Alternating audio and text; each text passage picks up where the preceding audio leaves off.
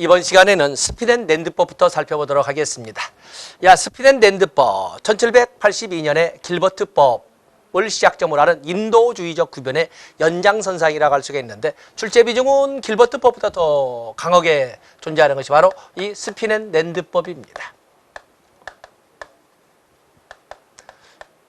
스피드앤랜드법에 대해서 우리가 판서를 하고 가져갈 것은 아주 많지만 그중에 특히 출제 비중이 높은 영역만 가지고 몇 가지를 정리해 본다면 스피드앤랜드법은 대상을 누구로 할 것이냐, 대상을 누구로 할 것이냐 하는 문제가 등장을 하는데 스피드앤랜드법, 자 우리가 대상을 생각해 보세요. 대상 1722년에 작업장법, 1782년에 길버트법. 대상이 누구예요? 양자는 모두 근로능력이 있는 빈민을 대상으로 해요. 바로 이 근로능력이 있는 빈민을 대상으로 할 때 이들에게도 도움을 준다면 어떤 조건이 갖춰졌을 때 도움을 줄 것이냐를 가지고 다투지 않았습니까? 그에 비해서 1795년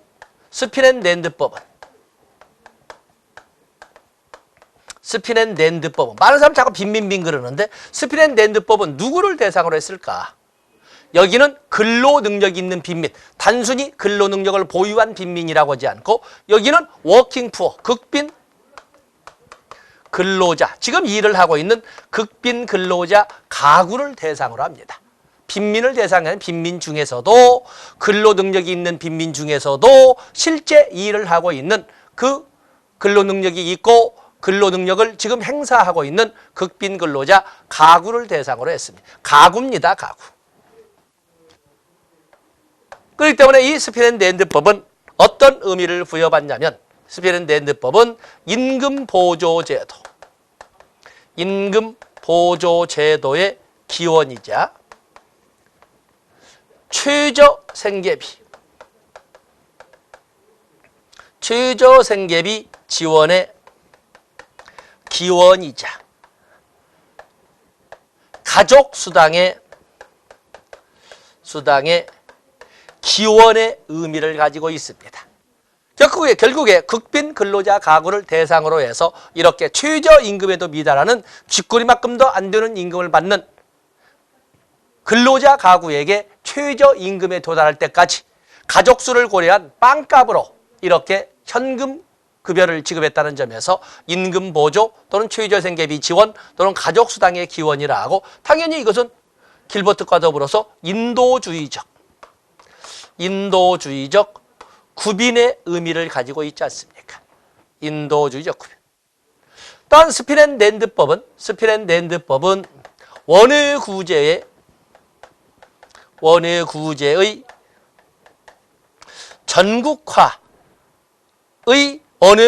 전국화를 실현시켰어요. 1782년에 스피드앤랜드법에서는 그렇게 근로능력이 있는 빈민에게도 빵을 준다면 일을 해야 빵을 준다. 거기에는 작업장법에 동의한다. 그러나 꼭 작업장에 들어와서 일을 해야만 빵을 줄 필요는 없고 일을 하면 주는 것이지 왜 꼭 가둬놓고 일을 시키려고 하느냐. 이렇게 이의를 제시했지만 대부분의 교구에서는 받아주지 않았어요. 그러나 이렇게 스피드앤랜드법이 실시가 되니까 원외구제의 전국화가 이루어졌어요. 길버트법에서는 그 사람이 열심히 일을 한다면 그 사람에게만 임금을 채워줬지만 스피드앤랜드법은 그 사람만 일을 한다면 그 사람의 임금만 채워주는 것이 아니라 그 사람의 처자식에 대한 생계비까지 다 채워준 거였어요. 뭐 일을 하라 마라 권장할 필요가 없었어요. 서로가 일자리를 잡지 못해서 난리가 난 거였어요. 그렇게 해서 길버트법에서 애달게 말하자면 간청했던 원외구제가 이렇게 순식간에 전국화된 거였어요. 그런데 문제점이 있었죠. 문제점은 의존성 심화 도덕성의 해이를 가져왔어요. 자본가들의 임금 삭감,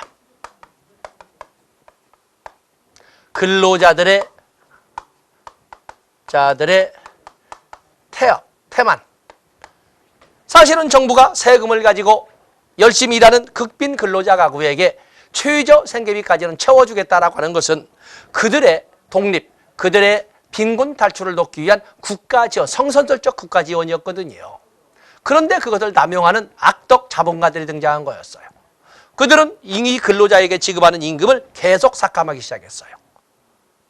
최저임금이 100만 원일 때 실제 받는 임금이 80만 원이던, 실제 받는 임금이 60만 원이던, 실제 받는 임금이 20만 원이던 결국에 100만 원까지는 다 채워줄 거거든요.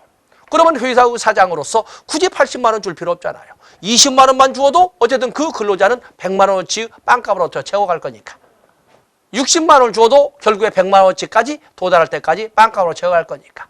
그 때문에 악덕 근로자들은, 악적 자본가들은 자꾸 임금을 삭감하기 시작하고, 그런 과정에서 빈곤 탈출을 돕기 위한 주가의 노력, 개입을 왜곡한 많은 근로자들은 굳이 뭐 땀 흘리면서 이럴 필요가 뭐 있어. 그래서 빈곤 탈출을 돕기 위한 국가 개입이 오히려 근로자들에게는 빈곤의 덫으로, 빈곤의 덫 또는 빈곤의 포버티트라, 빈곤의 함정의 역할을 하게 됐어요. 그러다 보니까 국가 부담은, 국가가 극빈 근로자 가구에 채워줘야 될 비용은 급증하면서 국가 재정 부담이 증가하게 되었고, 또 그런가 하면 성실한 납세자들의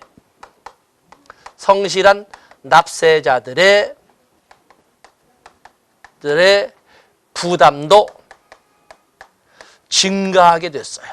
그러면서 실질적으로 구빈법 체계에 대한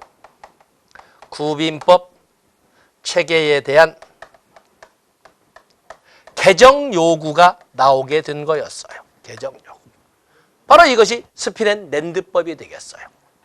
그래서 1795년에 이러한 과정, 성실하게 일한다는 전제하에 국가는 그들의 빈곤 탈출을 위해서 세금까지 썼건만은 그것을 왜곡한 일부 악덕 자본가들이나 일부 근로자들의 태만에 의해서 오히려 빈곤 탈출을 돕기 위한 노력이 빈곤의 영속화나 빈곤의 덫으로 역할을 하게 된 이런 변형된 이런 문제점이 생긴 것이 바로 스피넨랜드법이 되겠어요.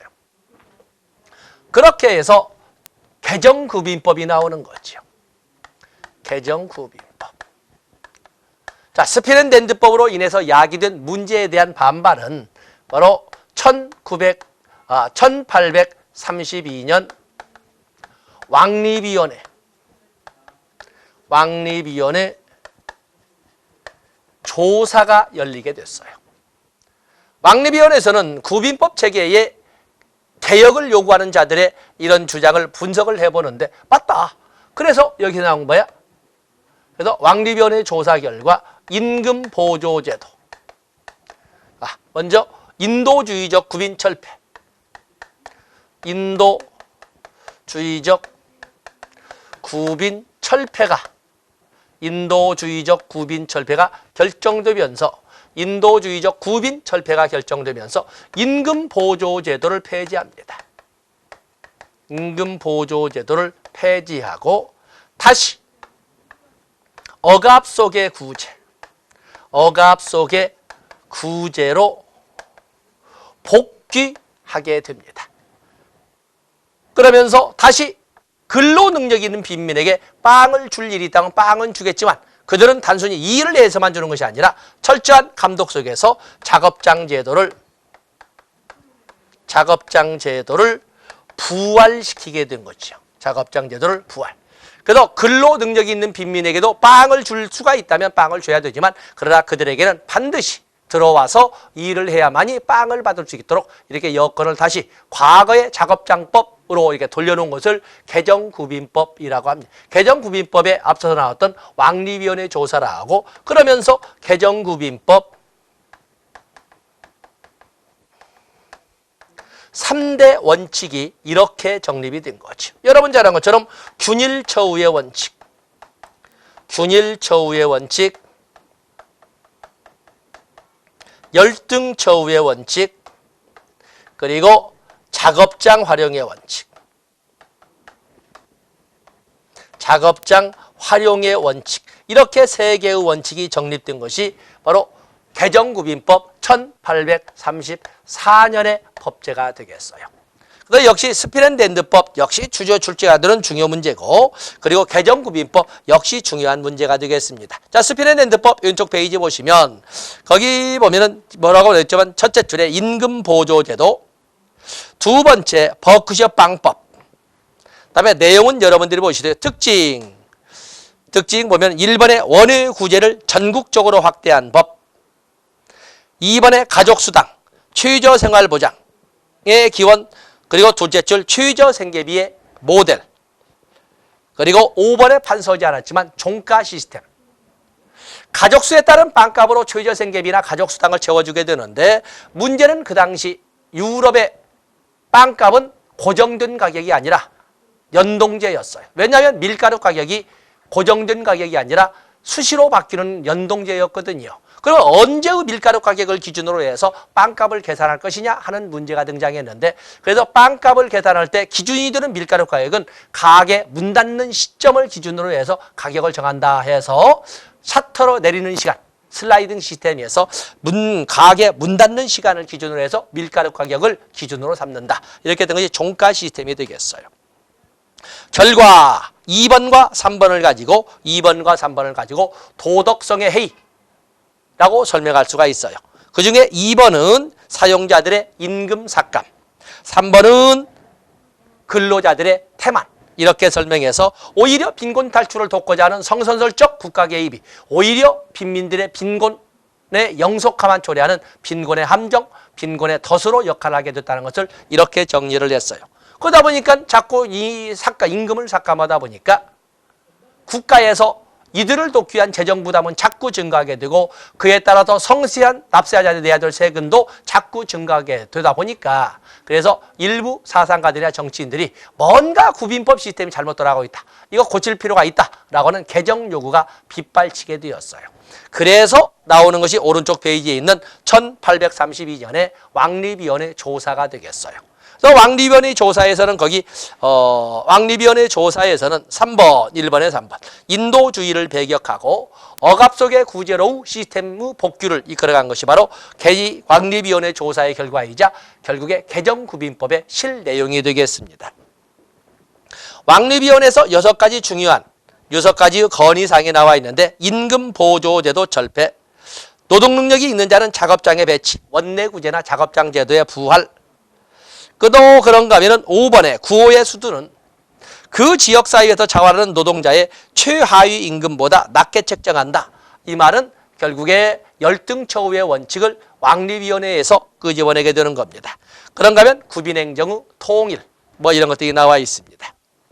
그래서 개정구빈법에서는 3대 원칙을 가지고 운영을 했는데, 조금 전에 적어본 것처럼 균일처우의 원칙, 열등처우의 원칙, 작업장 부활의 원칙, 이렇게 해서 박스에 집어넣어 놓은 것입니다.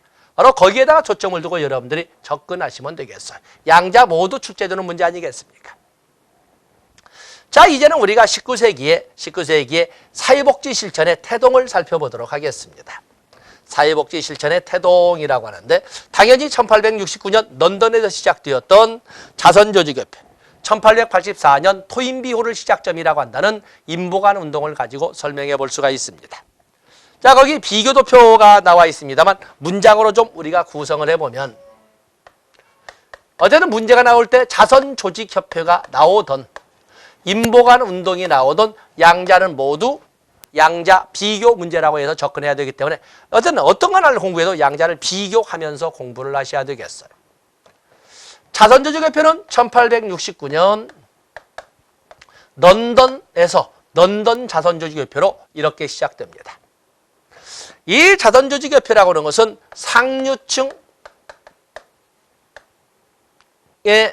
상류층의 자선활동 정당화 노력의 일환으로 만들어진 것으로 상류층 자본과 우회 방문원의 노력이 합쳐져서 실행된 이런 민간 부문의 민간 자원의 노력이라고 할 수가 있어요. 그에 비해서 인보관 운동은 1884년 런던, 이것도 런던이죠. 런던 토인비 홀을 시작점으로 해서 이렇게 설명하는데, 이는 중류층 지식인들의 이 인보관 운동은 중류층 지식인들의 사회 참여 운동을 말해요. 사회 참여 운동을 이렇게 인보관 운동이라고 합니다. 실질적으로 인보관 운동을 말하자면 이끌어갔던 것은 중류층 지식인들과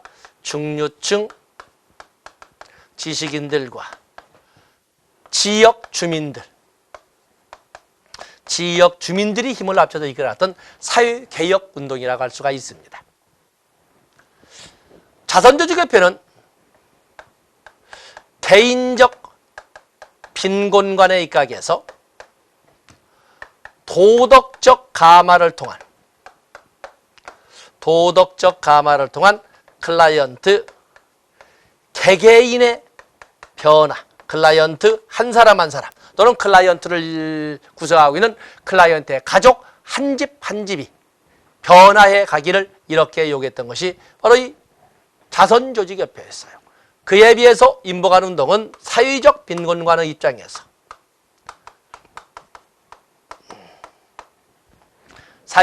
도덕적 감화보다는 교육이나 집단 활동을 통한 주민 전체 대상의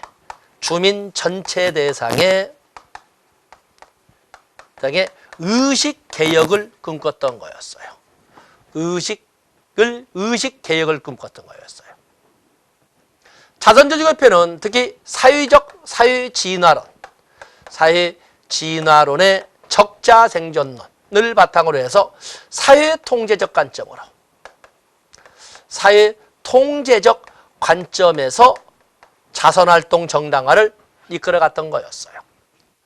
그에 비해서 인보관 운동이라고 하는 것은 오늘날 봐서는 아무런 것도 아닌데도 불구하고 그 당시의 관점으로 본다면 급진적 기독교 사회주의, 급진주의적 관점에서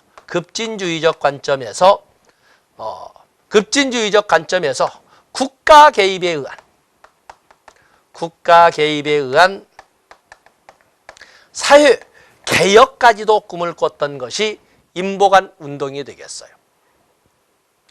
자선조직협회는 특히 조직화와 협력을 강조했습니다. 그에 비해서 이 인보관 운동은 교육이나 집단활동인 것처럼 레크레이션이나 이런 것처럼 입법 활동을 통해서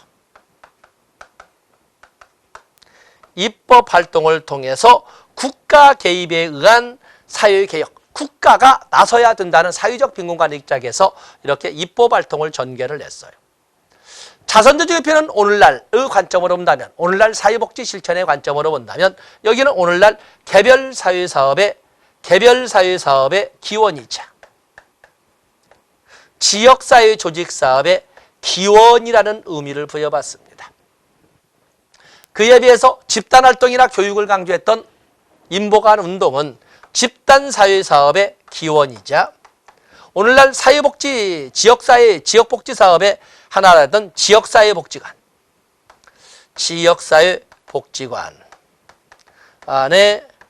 기원의 의미를 부여받는 것이 인보관 운동이 되겠어요. 그 외에도 그 박스를 보면 여러분들이 쓸 말이 참 많습니다만, 여기는 서비스 조정을 강조하는 데 비해서 여기는 직접적 서비스 제공을 강조합니다. 자선조직협회는 서비스 조정과 더불어서 자선조직협회라고 하는 것은 민간 주도를 강조하는데, 여기는 국가 개입에 의한 또는 입법 활동을 해서 여기는 공공부문의 개입. 공공부문의 개입을 강조했다라고 또한 이렇게 설명할 수가 있습니다. 여기는 자선조절 표현은 그들 중류층이나 상류층이 살아왔던 삶의 방식을 강요하되 그것을 따르지 못하면 제거에 어려운 가치롭지 못한 자라고 제거한다면서 획일적 가치관을 강조하고 주입원대에 비해서 여기는 각기 다른 가치관, 각 지역 주민들마다 각기 다른 가치관을 반영하면서 이끌어갔다는데 또한 우리가 또 비교점을 만들어 볼 수가 있습니다. 그 외에도 우리가 비교할 수 있는 점들은 참 많지만 지면상 이 정도로 쓰고 여러분들이 박스에 있는 내용을 비교해서 첨가하도록 부탁드리겠어요. 왜냐하면 우리가 이 교재를 만들 적에 박스를 만들게 되면 박스는 깔끔하고 참 좋기는 합니다만 학습자에게는 쉽게 이게 가슴에 오질 않습니다. 그래서 여러분들이 꼭 수작업을 통해서 여러분 걸로 만들어야지 내가 지금 만들어 놓은 걸 이걸 아무리 본들 여러분에게는 큰 도움이 되질 못해요. 한번 꼭 적어보시기 바라겠어요. 바로 이 양자를 우리는 이 양자를 사회복지 실천의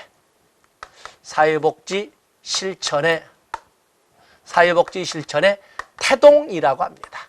그래서 사회복지 실천의 발달 이렇게 보면은 사회복지 실천의 발달이라고 하는 것은 바로 이런 자선조직 개표나 인보관운동 19세기 후반의 사회복지 실천의 태동기 20세기를 넘어오면서 전문직 확립기 1920년대를 넘어서면서 전문직 분화기 1950년대를 넘어서면서 부분적이나마 통합기 그 1970년대를 넘어가면서 다원화기 이렇게 우리가 이제 배우게 될 건데 바로 민간 부문의 적극적 개입으로 이루어진 이 자선조직이나 인보관 운동을 우리는 사회복지 실천의 태동이라고 이렇게 의미를 부여하고 있는 것입니다.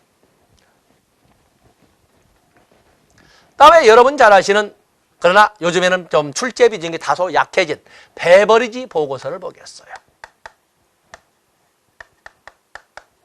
베버리지 보고서를 이렇게 보시면 1942년에 이렇게 등장하지 않습니까? 1942년에. 베버리지 보고서는 한마디로 말해서 이건 처칠의 공공 정책관이라고 이렇게 우리가 적어 볼 수가 있습니다. 처칠의 공공정책관.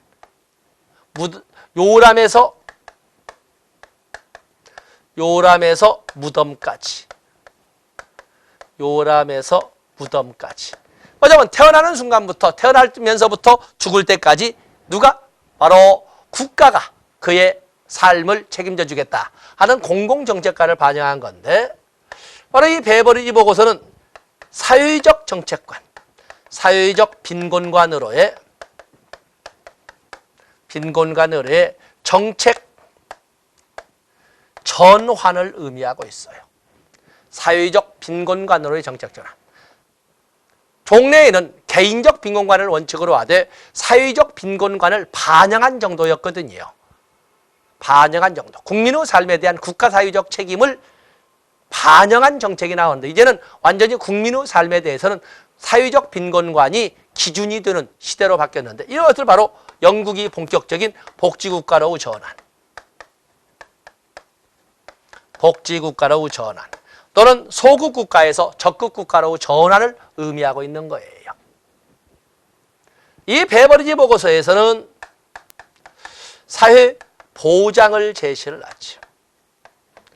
전 국민 대상에 자기 기여도에 따라 자기의 미래를 준비할 수 있도록 하는 사회보험 프로그램을 했지만 문제는 사회보험 프로그램이라고 하는 것은 기본 출발이 기여잖아요. 기여. 보험료를 낼 수 있어야 되는데 보험료를 낼 수 없다는 이런 국민들이 너무 많았어요. 그래서 사각지대를 채워주기 위해서 공공부조를 가미하여 사회보장 시스템을 이끌어간 거였어요. 또 원칙은 사회보험을 기준으로 하여 공공부조를 가미한 사회보장을 제시했다. 그러면서 이를 사회보장을 성공에 이끌어가기 위한 성공을 위한 3대 전제 조건. 3대 전제 조건으로 아동수당, 완전고용, 그리고 그냥 의료 서비스가 아니라 포괄적 의료 서비스를 제시를 했던 거였어요. 그러면서 사회보험 운영에 6대 원칙을 제시하는 거죠. 여러분들 교재를 통해서 볼 수 있습니다. 사회보험 운영의 6대 원칙으로 균일각출, 균일급여, 급여의 적절성, 적용 범위의 포괄성, 뭐냐면 위험의 포괄성이죠. 위험 대상의 포괄성. 또 적용 대상의 분류, 6개로 하지요. 사용자, 피용자, 또 그런가 하면 뭐 가정주부, 노인, 뭐 아동 등등으로 6개로 이렇게 나눠서 설명을 합니다. 그러면서 또 관리 운영의 통일. 자, 이런 식으로 정리한 것이 바로 사회보험 운영의 6대 원칙인데 그 중에서도 가장 출제가 잘 되는 것은 바로 균일각출, 균일급여였던 거였어요. 균일각출, 균일급여. 그러면서 또한 영국을 좀먹는 5학과 대책을 제시하였다. 5학과 대책을 냈다. 그러면서 이 베버리 보고서에 대한 총결산이라고 하는 것이 1948년 국민부조법이라고 합니다. 1948년 국민부조법. 그렇게 들쑥날쑥이었던 구빈법의 실질적 동기, 구빈법 체계의 실질적 마감, 종식을 의미하는 것을 베버리지 보고서 또는 베버리지 보고서의 결산서라고 할 수 있는 1948년 국민부조법이라고 할 수가 있는 것입니다. 자, 이런 테마를 가지고 한번 여러분 교재를 보시면, 자, 거기 보시면 2차 대전으로 영국은 사회적 혼란이 야기되었고 많은 심각한 문제들이 발생하였다. 이런 상황에서 영국은 빈곤의 원인이 더 이상 개인이 아니라 사회경제적 요소라고 인식하고, 이 말은 지금 뭘 말하고 있어요? 개인적 빈곤관이 아니라 사회적 빈곤관으로 정책적 전환이 이루어졌고, 이 말을 하고 있는 거죠. 그래서 국가가 적극적으로 개입하게 되었으며 그 시스템으로 만든 것이 2번 사회보장 개념을 도입하였고, 경제적 이론 기초로 아담 스미스의 고정경제학을 뒤로 밀어내고 이제는 수요를 중심으로 한 케인즈의 유효 수요론을 사용하기 시작했다. 그 말들을 쭉 적었습니다. 그러면서 베버리지 보고서에서 영국을 좀먹는 5학, 무지, 불결, 질병, 또 나태, 빈곤으로 이루어지는 이 5학과 그에 대한 혜택, 해결책을 제시했고, 사회보장 5대 프로그램, 사실은 사회보장은 양대 프로그램에서 사회보험과 공공부조로 이루어졌지만 이를 성공리에 이끌어낸 3대 전제 조건으로 아동수당, 완전고용, 그리고 그냥 의료 서비스가 아니라 포괄적 의료 서비스를 제공한 거였어요. 그러면서 사회보험을 위한 6대 원칙으로 균일각출, 균일급여, 급여의 적절성, 적용 범위의 포괄성, 적용 범위의 포괄성을 위험 대상의 포괄성이라고 합니다. 그리고 다섯 번째에 적용 대상의 분류, 그리고 관리 운영의 통합, 이걸 이렇게 제시했던 것이 바로 베버리지 보고서였어요. 뭐 여기는 워낙 여러분들 학창시절부터 많이 배울 것 같아서 더 이상 설명하지 않겠습니다. 그러나 1942년에 등장해서 실질적인 복지국가로 전환되었다는 영국도 전 세계의 경기 흐름 속에서 벗어나지 못해요. 그래서 1970년대, 특히 좀 더 정확히 한다면 1973년에 5.1 쇼크를 시작점으로 해서 영국도 미국도 마찬가지로, 영국, 미국 모두 마찬가지로 하나의 경제의 극단적인 위기에 봉착하게 되는데 그것을 복지국가의 위기라고 설명을 합니다. 거기에 복지국가의 위기 나와 있지요. 복지국가의 위기라고 하는 것은 전 세계적인 경기 침체 현상을 이렇게 말을 하고 있는데, 복지국가의 위기. 자, 여기 지어도 되겠지요.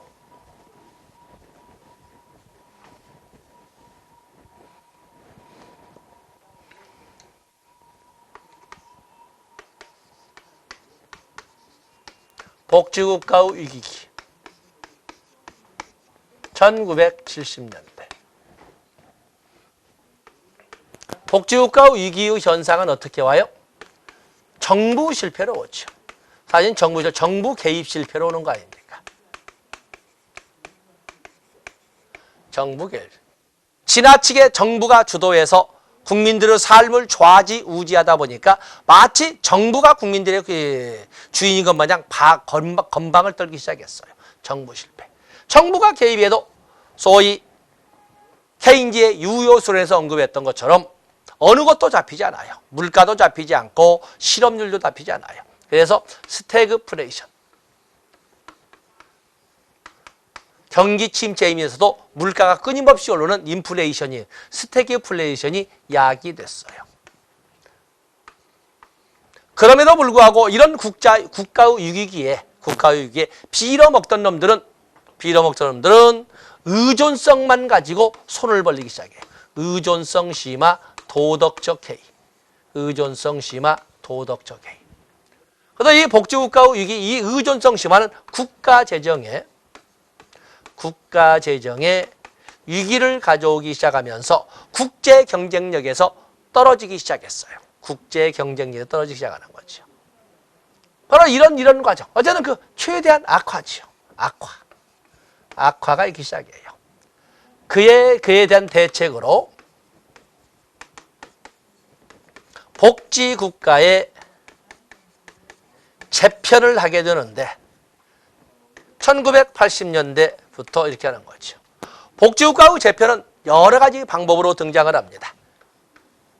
북유럽의 스칸디나비아의 길.